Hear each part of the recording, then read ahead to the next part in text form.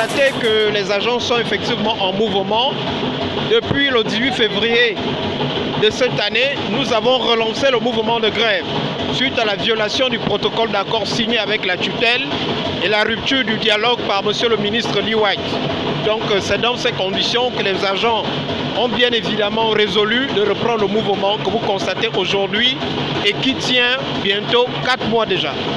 Nous manifestons un sentiment de désolation, d'autant plus qu'en dehors de la non-satisfaction des revendications, M. le ministre a interrompu le dialogue, malgré les démarches que nous avons eu à initier pour que nous nous retrouvions sur la table des négociations avec lui. Donc, étant donné que le dialogue est interrompu unilatéralement par la tutelle, nous ne pouvons que constater cela à regret. Constater bien évidemment que rien ne bouge depuis que les choses sont exprimées au plus haut niveau du gouvernement et même au niveau de la présidence de la République. Il revient au gouvernement d'apaiser. Il revient au gouvernement d'apaiser en indiquant quelles sont les mesures prises et qui tendent à la satisfaction de nos revendications.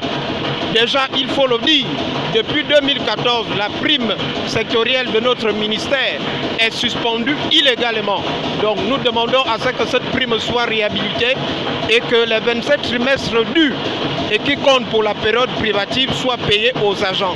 Donc nous attendons que le gouvernement se prononce de manière à nous concerter à notre niveau et envisager la suspension, sinon l'arrêt du mouvement. La balle est dans le camp du gouvernement.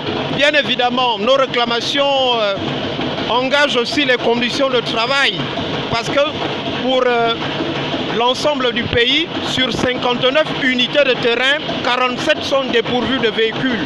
Donc au niveau du ministère des Eaux et Forêts, qui est appelé à couvrir des superficies d'exploitation forestière estimées à plus de 15 millions d'hectares, nous n'avons que 20% de capacité opérationnelle de mobilité terrestre.